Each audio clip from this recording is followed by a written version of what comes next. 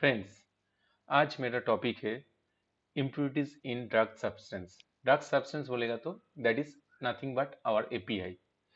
सो API में अगर impurity का प्रेजेंस है तो उसका क्या इम्पैक्ट होता है, कैसे इम्पैक्ट होता है, उसके बारे में ही मेरा ये जानकारी आज रहेगा। तो एपीआई में इम्प्यूरिटीज अगर रहेगा तो कैरी फॉरवर्ड होगा। एपीआई से क्या बनता है हमारा formulations. Formulations means that is may be आपका कैप्सूल हो सकता है, आपका टैबलेट, लिक्विड, ऑइंटमेंट, जेल, कुछ भी हो सकता है। तो अगर एपीआई में आपका इम्प्योरिटी है, वो ट्रांसफर हुआ फॉर्मुलेशंस में, क्योंकि वही एपीआई से आपका फॉर्मुलेशन बनने वाला है। और फॉर्मुलेशन जाएगा तो किसके पास जाता है, फिर फॉर्मुलेशन प्रोडक्ट तो पेशेंट के पास जाता है। तो अल्टीमेटली वही इम्प्योरिटी पेशेंट को जाके इम्पेक्ट करता है। तो इसी के लिए पेशेंट सेफ्टी के हिसाब से हमारा ड्रग्स में, ड्रग सब्सटेंस में इम्प्योरिटी का लेवल पता होना बहुत जरूरी है। और इम्प्योरिटी का अगर लेवल पता है तो उसको कैसे एनालिसिस करना, उसका क्या लेवल होना चाहिए, ये इसी के बारे में ही मेरा ये प्रेजेंटेशन है। और ये प्रेजेंटेशन मेरा बेस्ड है आईसीएच गाइडलाइंस Q3A के ऊपर, क्योंकि ये मैं स्पेशली ड्रग सब्सटेंस और एपीआई के लिए बना रहा हूँ। तो इसी के लिए ये मेरा जो भी इंफॉर्मेशन रहेगा इस with respect to API formulations के लिए मैं एक सेपरेटली और एक प्रेजेंटेशन बनाएंगे आप लोगों के लिए। फ्रेंड्स, नाउ इम्प्यूरिटीज से डिटेल जानकारी लेने से पहले इम्प्यूरिटीज पेशेंट के ऊपर क्या इम्पैक्ट कर सकता है, जस्ट मैं एक एग्जाम्पल आपके सामने रख रहा हूँ। देखिए, पहले जो मैंने एक पेपर कटिंग रखा है, इसमें क्या बोला है, blood pressure tablets recalls due to high levels of nitrosamine. So nitrosamine kind of impurities जो फाइजर ने ब्लड प्रेशर के लिए टैबलेट बनाया था, उसके अंदर वो नाइट्रोजन इम्प्यूरिटीज का ट्रेसेस बहुत हाई लेवल में मिला गया हुआ है। अगर नाइट्रोजोनेमाइन इम्प्यूरिटीज लॉन्ग टाइम से पेशेंट के ऊपर उसको अप्लाई किया गया तो पेशेंट को कैंसर हो सकता है। अब सोचिए, तो इम्प्यूरिटीज रहने से पेशेंट के ऊपर किस लेवल पे इम्पैक्ट जा सकता है। दूसरे वाला न्यूज हमारे इंडियन का है। ये आपने देखा होगा लास्ट ईयर में, ये बहुत ही इनफेमस काइंड ऑफ न्यूज है इंडियन फार्मास्यूटिकल इंडस्ट्री के लिए। इसमें क्या है, ये एक इंडियन कंपनी ने जो बच्चे के लिए, छोटे बच्चे के लिए काफ सिरप बनाया था, उसमें high level of ethylene glycol जो होना नहीं चाहिए, diethylene glycol, ethylene glycol, ये गंबिया बोल के कंट्री में है। वहां पे बहुत सारे छोटे छोटे बच्चे बिकॉज ऑफ ये इम्प्यूरिटीज के वजह से वहां पे डेथ हो गए। तो गैस आप समझ सकते हो कि इम्प्यूरिटीज अगर ड्रग्स में है तो पेशेंट के लिए कितना हार्मफुल हो सकता है। तो इसी के लिए हमारा ड्रग और ड्रग सब्सटेंस में इम्प्यूरिटी लेवल्स का पता होना बहुत ही जरूरी है। वो जो एक्सपोजर लिमिट है उसके नीचे है कि नहीं है, ये अपने को पता होना है। इसी के लिए क्वालिटी कंट्रोल में इसका बहुत बड़ी रोल रहता है, ड्रग्स को एनालिसिस करके और उसका इम्प्यूरिटीज लेवल्स को डिफाइन करने के लिए। Friends, now what is drug impurity? Impurity actually होता क्या है? अभी डेफिनेशंस अगर मैं रीड किया तो आप देखिए इसमें क्या बोल रहा है कि pharmaceutical impurities are the unwanted chemicals, means जो केमिकल्स आपका उसमें होना नहीं चाहिए, दैट रिमेन विथ एपीआईज और डेवलप ड्यूरिंग फॉर्मुलेशन और अपॉन डिग्रेडेशन। ये एपीआई तो आप समझ ही गया ना, जो हमारा एक्टिव फार्मास्यूटिकल इंग्रेडिएंट्स हो सकता है। और डेवलप ड्यूरिंग फॉर्मुलेशन मींस मतलब जब फॉर्मुलेशंस बन रहे हैं, मतलब active ingredients and other excipients डाल के जब हम लोग tablet, capsules, liquid, ointments, gels जो भी बना रहे हैं, उस टाइम में भी इंप्यूरिटी जनरेट हो सकता है। और upon degradation of both API and formulated API means ये जो हम लोग एक्टिव फार्मास्यूटिकल इंग्रेडिएंट्स बनाया और फॉर्मुलेटेड प्रोडक्ट भी बनाया, वो खुद ही डिग्रेड होकर इंप्यूरिटी जनरेट कर सकता है। तो ये the presence of those unwanted chemicals even in small amounts might influence the efficacy and safety of the pharmaceutical products. Efficacy मतलब क्या हो सकता है, अगर ड्रग्स का जो थेराप्यूटिक कैपेसिटी हो सकता है, थेराप्यूटिक लेवल डाउन हो सकता है, मतलब वो ड्रग का अगर इम्प्यूरिटी ज्यादा है, डेफिनेटली जो आपका टारगेट मॉलिक्यूल जो है उसका लेवल कम हो जाएगा। सो फिर वो ड्रग का जो एफिकेसी है वो कम हो जाएगा। और सेफ्टी में क्या है, सेफ्टी में मैंने आपको जो पिछले साइड में ही बताया था कि सपोज जो इम्प्यूरिटी सबका जनरेट है वो हार्मफुल इम्प्यूरिटीज जनरेट हो गया, वो सपोज कैंसर कॉजिंग हो सकता है, वो सपोज पेशेंट को डेथ कर सकता है। तो इसी के लिए drug impurities kind of thing, जो एक अनवांटेड केमिकल्स जो आपका ड्रग में होना नहीं चाहिए था, अगर हो गया था वो तो वो ड्रग का सेफ मेडिसिन का एफिकेसी भी कम कर देता है और पेशेंट सेफ्टी भी क्वेश्चन में आ जाता है। Types of impurities in drug substance. Friends, जो इम्प्यूरिटीज मैं अभी बोल रहा हूँ ये एक्चुअली बेसिकली आप तीन कैटेगरी में इसको डिवाइड कर सकते हो। एक तो organic impurities, inorganic impurities and residual solvents. तो फ्रेंड्स ये जो एक्चुअली एपीआई बनता है, ये क्या मतलब इसका एक फ्लो रहता है। फ्लो मतलब क्या है, इसका एक की स्टार्टिंग मटेरियल बोलता है जो केएसएम बोलता है। वो केएसएम के साथ में chemical reaction, stage wise chemical reaction होते होते फाइनल एपीआई मॉलिक्यूल में पहुंचता है। तो एक केएसएम एंड एपीआई के बीच में है जो स्टेजेस रहता है, stage 1, stage 2, stage 3, stage 4, number of chemical chain reactions उसमें स्टेज में कंप्लीट होता है, फिर नेक्स्ट स्टेज में कन्वर्ट होता है। तो पहले केएसएम, केएसएम का स्टेज 1 और स्टेज 2 जो है उसको बोलते हैं इंटरमीडिएट, और इंटरमीडिएट जब फाइनल एपीआई में पहुंचता है उसको एपीआई बोलते हैं। और केएसएम इंटरमीडिएट और दो इंटरमीडिएट के बीच में और इंटरमीडिएट एपीआई के बीच में भी जो स्टेप होता है, सैंपल्स एनालिसिस क्वालिटी कंट्रोल में होता है, उसको इन प्रोसेस सैंपल्स बोलते हैं। ये पूरा केमिकल रिएक्शंस जब होता है केएसएम टू एपीआई के बीच में, तो इसमें during this total chemical reaction process कुछ तो unwanted chemical molecules, chemical organic molecules generate होता है जो कैरी फॉरवर्ड हो जाता है। तो ये इसमें से ऑर्गेनिक इम्प्यूरिटीज इसमें से आता है। नेक्स्ट है inorganic impurities. Inorganic impurities kind of means जो इनऑर्गेनिक मॉलिक्यूल्स की वजह से हो सकता है, मे बी आपका हेवी मेटल्स हो सकता है जो, और एक टेस्ट हम लोग करते हैं रेसिड्यू ऑन इग्निशंस, इसमें भी आपको मालूम पड़ता है कितना इनऑर्गेनिक इम्प्यूरिटीज रहता है। और फाइनल और जो मैं बोलना चाहता हूँ उसका है रेसिडुअल सॉल्वेंट्स। रेसिडुअल सॉल्वेंट्स क्या है, ये जो केमिकल चेन रिएक्शंस प्रोसेस में बोला केएसएम से एपीआई तक पहुंचने के लिए different kind of solvents use होता है दोस्तों। ये केमिकल रिएक्शंस होता है, डायरेक्टली तो नहीं होता है, इसको सॉल्वेंट्स में यूज होता है डिफरेंट काइंड ऑफ, चाहे बहुत यूजेस में मिथानॉल होता है, ethanol, kind of acetonitrile, DCM, dimethyl sulfoxide, different kind of solvents में केमिकल्स को डिजोल्व करके करने के बाद, वो केमिकल रिएक्शंस होने के बाद ही ये एपीआई जनरेट होता है। तो ये रेसिडुअल सॉल्वेंट्स का भी एक थोड़ा सा ट्रेसेस कभी कभी एपीआई में पहुंच जाता है। तो ये है सोर्सेस एक्चुअली। तो बेसिकली आप इम्प्यूरिटीज को तीन काइंड डिवाइड कर सकते हो, organic impurities, inorganic impurities and residual solvents. तो तीनों का डिटेक्ट करने के लिए तीनों डिफरेंट मेथड्स है हमारा क्वालिटी कंट्रोल में, उसी के साथ एनालिसिस होता है। जनरली ऑर्गेनिक इम्प्यूरिटीज जो रहता है वो आपका एचपीएलसी एनालिसिस से होता है जनरल, इन जनरल, ये नहीं कि एचपीएलसी में ही होना है। इनऑर्गेनिक जो इम्प्यूरिटीज रहता है जनरली आपका हैवी मेटल टेस्ट है, आरओआई है, ये सब टेस्ट में आपको इनऑर्गेनिक इम्प्यूरिटीज के मालूम पड़ता है। और रेसिडुअल सॉल्वेंट्स का जो टेस्ट जनरली गैस क्रोमेटोग्राफी में किया जाता है। Organic impurities. Organic impurities can arise during the manufacturing process and or storage of the drug substance. Friends इसका क्या है, मैं पिछले स्लाइड में आपको बताया था कि जो मैन्युफैक्चरिंग प्रोसेस होता है केएसएम से एपीआई तक, काइंड ऑफ केमिकल रिएक्शंस होने के बाद केएसएम से आपको एपीआई में पहुंचता है। सो ड्यूरिंग ये मैन्युफैक्चरिंग जो प्रोसेस है इस टाइम में ऑर्गेनिक इम्प्यूरिटीज जनरेट हो सकता है। और दूसरा है ये इस टाइप के इम्प्यूरिटी का आपको बोलते हैं process related impurities, means during manufacturing process में जनरेट हो रहा है, इसके लिए बोलते हैं प्रोसेस रिलेटेड इम्प्यूरिटीज। और दूसरा क्या है, storage of the drug substance, means इस टाइप के इम्प्यूरिटी का बोलते हैं डिग्रेडेशन ऑफ इम्प्यूरिटीज, बिकॉज ये जो स्टोरेज, ड्यूरिंग स्टोरेज में ड्रग सब्सटेंस खुद डिग्रेड होके जो इम्प्यूरिटीज को जनरेट करता है उसको बोलते हैं डिग्रेडेशन इम्प्यूरिटीज। तो एक आपका हो गया प्रोसेस इम्प्यूरिटीज, दूसरा आपका हो गया डिग्रेडेशन इम्प्यूरिटीज। इसके बाद नेक्स्ट लाइन में क्या बोल रहा है, this can they can be identified और अनआइडेंटिफाइड। इसका मीनिंग है दोस्तों, जो आइडेंटिफाइड इम्प्यूरिटीज है तो उसका क्या है, आपका सब कुछ उसके बारे में आपको मालूम है, आपको उसका मॉलिक्यूलर स्ट्रक्चर, फार्मूला, उसका नेमिंग रहता है, केमिकल यूपैक, आईयूपैक नेम रहता है, सब कुछ उसको उसके बारे में आपको पता है, आपको मालूम है वो कौन सा आरटी में और कौन सा आरआरटी में वो इम्प्यूरिटी जनरेट होता है ड्यूरिंग एनालिसिस के टाइम में, इतना कुछ मालूम रहता है।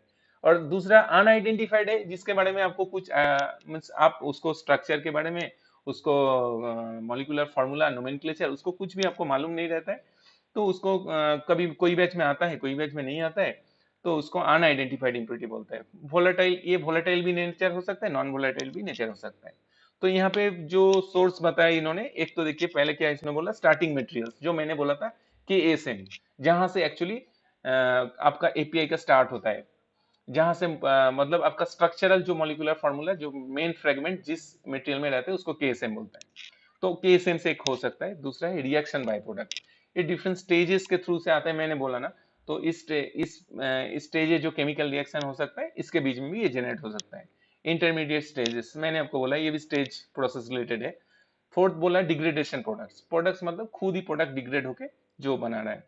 और रिएजेंट एंड लिगेंड्स, जो ड्यूरिंग ये मैन्युफैक्चरिंग प्रोसेस में रिएजेंट, लिगेंड्स ये सब यूज होते हैं, उसमें भी कुछ organic molecule organic impurities generate हो सकता है। Friends, inorganic impurities generally manufacturing process से ही आता है। ये नॉर्मली नोन होता है, आइडेंटिफाइड होता है। इसका सोर्स जनरली अब जो reagent, ligands and catalyst manufacturing process में यूज होता है वहां से आ सकता है। हेवी मेटल्स और अदर रेसिडुअल मेटल्स में इनऑर्गेनिक इम्प्यूरिटीज, मैंने आपको बोला जो पहले उसके बारे में से। इनऑर्गेनिक सॉल्ट्स, यहीं से भी इनऑर्गेनिक इम्प्यूरिटीज आता है। और other materials like filter, acid, charcoal जो ड्यूरिंग मैन्युफैक्चरिंग प्रोसेस में यूज होता है, वहां से भी इनऑर्गेनिक इम्प्यूरिटीज आने का चांसेस है। Basically inorganic impurities process related. Residual solvents and other impurities, जो इम्प्यूरिटीज के बारे में हम लोग बात कर रहे थे उसी का थर्ड पार्ट है ये रेसिडुअल सॉल्वेंट्स। फ्रेंड्स, ये जो सॉल्वेंट्स है ये inorganic, organic, both kind of solvents, ये हमारा मैन्युफैक्चरिंग प्रोसेस के टाइम में यूज होता है as a vehicles, as a solid suspension preparation, different kinds में होता है। अभी ये सॉल्वेंट्स का जब ट्रेसेस फाइनल एपीआई तक पहुंच जाता है, ड्राइंग अगर प्रॉपर नहीं हुआ, अगर कुछ अदर रीजन से मैन्युफैक्चरिंग प्रोसेस का कुछ डिफरेंट काइंड से अगर फाइनल एपीआई तक अगर इसका ट्रेसेस रह जाता है, तो ये सॉल्वेंट्स भी हार्मफुल है पेशेंट्स के लिए, ये भी इम्प्यूरिटीज में आता है। ये छोड़ के दोस्तों जो नेक्स्ट कंटामिनेंट्स आता है वो एक्सट्रानियस कंटामिनेंट्स। एक्सट्रानियस कंटामिनेंट्स भी ड्यूरिंग मैन्युफैक्चरिंग प्रोसेस के टाइम में ही हो सकता है। इसमें क्या होता है, एक्चुअली बेसिकली जीएमपी फॉलो किया तो ये होना नहीं चाहिए।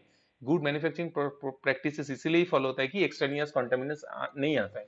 फिर भी मैं आपको बताता हूँ, सपोज जो मशीनरीज यूज हो रहा है, मशीनरीज यूज होने के लिए उसमें कुछ ग्रीस ऑयल्स, अगर मशीनरीज फंक्शंस होने के लिए यूज होता है, अगर वो कंटामिनेट होकर प्रोडक्ट का कॉन्टेक्स्ट पे आ गया है, इस टाइप का हो सकता है। मशीनरीज का कुछ पार्ट्स, अगर सपोज रबर फिल्टर, किसी का कुछ पार्ट्स अगर आपका ड्रग्स प्रोडक्ट में चला गया, उस टाइप का कंटेमिनेंस हो सकता है। मशीनरीज में कुछ रस्टिंग, अगर इस टाइप का कुछ पार्टिकल्स, ये अगर आपका ड्रग्स उसमें चला गया तो वो भी इसमें से कंटेमिनेट हो। Basically good manufacturing practice follow किया तो ये तो होना ही नहीं चाहिए। ये छोड़ के भी फ्रेंड्स दो टाइप का इम्प्यूरिटीज होता है उसको, एक तो है पॉलीमॉर्फिक और दूसरा है एनांसोमेरिक इम्प्यूरिटीज। पॉलीमॉर्फिक होता है क्या दोस्तों, polymorphic are different crystals from of the same compound differing due to the arrangement of molecules within the unit cells of the crystalline lattice और ईच क्रिस्टल फॉर्म्स। मतलब crystal forms तो same compound का different crystal है जिसका molecular arrangement different है within the cells. और enantiomer क्या होता है, enantiomers are a pair of molecule that exist in two forms that are mirror images of each other but cannot be superimposed upon other. Enantiomers are every other aspect of chemically identical. तो ये basically enantiomers are chemically identical molecule है। और polymers क्या है, जिसका arrangement of molecule का within the cell के unit cell के अंदर डिफरेंट है। तो ये भी एक्चुअली एज ए इम्प्यूरिटीज क्यों माना जाता है, क्योंकि ना केमिकल मॉलिक्यूलर का जो फॉर्मूला का स्ट्रक्चर, इसके ऊपर ड्रग जो हमारा जब भी टारगेट सेल में पहुंचता है, ये मॉलिक्यूलर स्ट्रक्चर के केमिकल मॉलिक्यूलर स्ट्रक्चर पर टोटली डिपेंडेबल है। तो ये टोटली एक डिफरेंट केमिस्ट्री है। तो इसी के लिए आपका ड्रग जो बन रहा है वो प्योर तभी होता है, उसका प्योर होता है, कुछ भी इम्प्यूरिटीज नहीं होना चाहिए, क्योंकि इम्प्यूरिटीज अगर प्रेजेंस है तो वो पेशेंट के लिए बहुत ही हानिकारक होता है।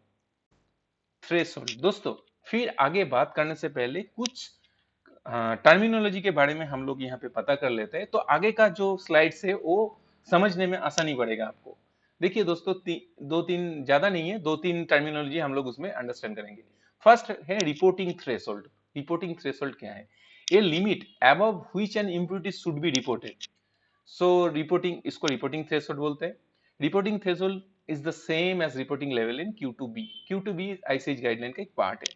नेक्स्ट है दोस्तों identification threshold, a limit above which an impurity should be identified, and qualification threshold, a limit above which an impurity should be qualified। अभी इसका रेट है, मतलब देखिए नीचे नीचे का टेबल में आप देखिए, इसमें क्या है, maximum daily dose. Maximum daily dose means ये मैक्सिमम अलाउएबल लिमिट है जो ह्यूमन पेशेंट के हम लोग दे सकता है इम्प्योरिटी का। तो ये है, देखिए फर्स्ट वाला मैक्सिमम डेली डोज अगर less than 2 grams per day है, उसी केस में रिपोर्टिंग थ्रेशोल्ड 0.05% होना है। आइडेंटिफिकेशन थ्रेशोल्ड होना है 0.10% और 1 mg per day intake which ever is lower. Qualification threshold होना चाहिए 0.15% और 1 mg per day intake which ever is lower. अभी कोई इम्प्यूरिटीज का मैक्सिमम अलाउएबल डेली डोज 2 ग्राम से ऊपर है, उस केस में रिपोर्टिंग थ्रेशोल्ड है आपका 0.03%, आइडेंटिफिकेशन थ्रेशोल्ड है 0.05% एंड क्वालिफिकेशन थ्रेशोल्ड है 0.05%।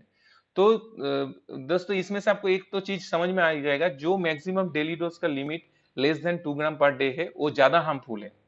तो इसी के लिए उसका जो लिमिट्स है आप देखिए, वो आइडेंटिफिकेशन और उसका क्वालिफिकेशन थ्रेशोल्ड भी काफी ज्यादा स्ट्रिक्ट है। दोस्तों अभी हम लोग जो इम्प्यूरिटीज को हम लोग उसको एनालिसिस करके डिटेक्ट करके उसको रिपोर्ट करेंगे, तो उसका रेशनल क्या रहेगा एंड मींस कंट्रोल कितना लिमिट तक उसको आप एक्सेप्ट करने वाले हो, उसका क्या रेशनल रहेगा, इसके बारे में थोड़ा मैं बताता हूँ।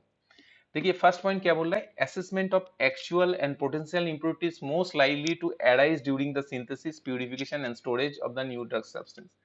मतलब आपका एक असेसमेंट होना है, आप जब आपका ड्रग सिंथेसिस के टाइम में, ड्रग का प्यूरिफिकेशन टाइम में एवं ड्रग का फर्दर स्टोरेज के टाइम में जो भी इम्प्यूरिटीज होना है वो आपको एक्चुअल एंड पोटेंशियल इम्प्यूरिटी वो आपको असेसमेंट करके उसी टाइम में ही आपको आइडेंटिफाई करना है।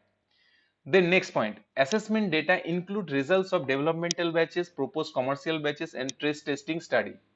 तो ये डेटा आप कहाँ से आपको लेना है, जो डेवलपमेंटल बैचेस मतलब बिफोर वैलिडेशन के टाइम में जो बैचेस बनता है उसको डेवलपमेंटल बैचेस बोलते हैं। और जब प्रोडक्ट डेवलपमेंट हो गया, कोई साइट पे आ गया, देन प्रोपोज कमर्शियल बैचेस में मतलब फर्स्ट 3 बैचेस को ट्रायल बैचेस और वैलिडेशन बैचेस बोलते हैं, उस टाइम का data. And trace testing study, trace मतलब ड्रग को आप फोर्सफुली कुछ मतलब अगर ये लाइट सेंसिटिव है तो उसको लाइट में रखो, टेम्परेचर सेंसिटिव है तो टेम्परेचर में ये सब मतलब आपको इन्फ्लुएंस देके और फिर वो ड्रग को स्टडी करके इम्प्यूरिटी कैसे जेनरेट हो रहा है और उसका क्या इम्पैक्ट हो रहा है, इसके बारे में आपको उसमें असेसमेंट डेटा बना के आपको तैयार रखना है। Next, any impurity greater than identification threshold should be identified. मैं पिछले स्लाइड में आपको बताया आइडेंटिफिकेशन थ्रेशोल्ड अगर डेली लिमिट 2 ग्राम से ज्यादा और 2 ग्राम से ऊपर है, कम मतलब नीचे और ऊपर है, तो उसमें कैसे आइडेंटिफिकेशन थ्रेशोल्ड है। तो कोई भी इम्प्यूरिटी अगर आइडेंटिफिकेशन थ्रेशोल्ड से ऊपर है तो शुड बी आइडेंटिफाइड, मीन्स को इसको आइडेंटिफाई होना ही है, इसका आपका मॉलिक्यूलर स्ट्रक्चर, इसका सब कुछ असेसमेंट होना है ड्रग लॉन्च होने से पहले। नेक्स्ट है analytical method should be capable of detecting all the impurities.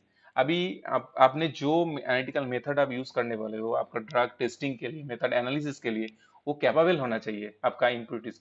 अगर आपने सपोज कोई एक ड्रग प्रोडक्ट मार्केट में लॉन्च किया, उसका एनालिटिकल मेथड आपने बोल दिया ये मेरा मेथड से मैं ड्रग टेस्ट करके इसको मैं रिलीज कर रहा हूँ, लेकिन अगर आपका एनालिटिकल मेथड वो ड्रग में जितना इम्प्यूरिटीज है अगर उसको आइडेंटिफाई डिटेक्ट ही नहीं कर पाया, उसको क्वांटिफाई नहीं कर पाया, तो फिर वो एनालिटिकल मेथड का कुछ यूजलेस है ना।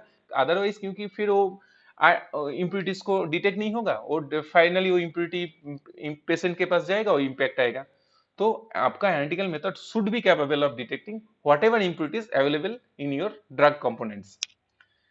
Next, inorganic impurities are normally detected and quantified using pharmacopoeial or other appropriate procedures। तो इनऑर्गेनिक जो इम्प्यूरिटीज है बेसिकली एक तो टेस्ट है रेसिड्यू इग्निशन, मैंने बोला ये तो हमारा फार्माकोपिया में होता है, ये हेवी मेटल्स टेस्ट होता है। ठीक है, अभी तो एलिमेंटल इम्प्यूरिटीज और एएस मेथड काफी एडवांस मेथड है ये इनऑर्गेनिक इम्प्यूरिटीज को डिटेक्ट करने के लिए। तो जैसे जैसे आप आपका एनालिसिस में आप आ जाओगे तो आपको इसके बारे में जानकारी मिल जाएगा। फ्रेंड्स, मैं अभी एनालिटिकल प्रोसीजर्स के बारे में बात करने वाला हूँ जिसका हेल्प से आप डिटेक्ट कर पाओगे आपका इम्प्यूरिटीज को। तो फर्स्ट पॉइंट क्या बोल रहा है, analytical procedure should B validated and suitable for detection and quantification of impurities. तो शुड बी वैलिडेटेड मतलब क्या है, आप तो कोई भी एनालिटिकल मेथड है उसको वैलिडेट होना है। तो वैलिडेट का काफी सारा पैरामीटर रहता है, जैसे मैं validate method should be accurate होना है, मतलब जो आपका टारगेट मॉलिक्यूल है उसी को ही आप डिटेक्ट करना चाहिए उसको। फिर प्रिसाइज हो प्रिसीजन होना है, प्रिसाइज होना है। इसका मतलब क्या है, अगर आपने 5 टाइम 6 टाइम वो मेथड से वो ड्रग को यूज किया तो उसमें रिजल्ट में आपको एक मतलब सिमिलरिटी मिलना चाहिए, सिमिलर काइंड ऑफ रिजल्ट। फिर उसको आपको फिर उसका लिमिट ऑफ डिटेक्शन मतलब मिनिमम कितना कॉन्सेंट्रेशन में आपका मेथड वो एनालिटिकल इम्प्यूरिटी को डिटेक्ट कर पाता है वो आपको निकालना है। फिर लिमिट ऑफ क्वांटिफिकेशन, फिर रॉबस्टनेस, सपोज आपका एनालिटिकल मेथड में थोड़ा बहुत आपने ऑल्टर किया, चेंजेस किया, फिर भी आपका मेथड कैपेबल रहेगा उसको डिटेक्ट करने के लिए। और फिर इंटरमीडिएट प्रिसीजन, फिर सपोज आपने डिफरेंट लैब में एनालिसिस किया, डिफरेंट इंस्ट्रूमेंट में एनालिसिस किया, डिफरेंट एनालिसिस में आपने यूज किया, फिर भी आपका एनालिटिकल मेथड उस इम्प्यूरिटी को डिटेक्ट करने के लिए कैपेबल होना चाहिए। तो ये आपका मेथड ये वैलिडेशन से ही आता है। सो मेथड वैलिडेट होना है should be detectable and quantification of the impurities. Next है the quantification limit for the analytical procedure should be not more than the reporting threshold.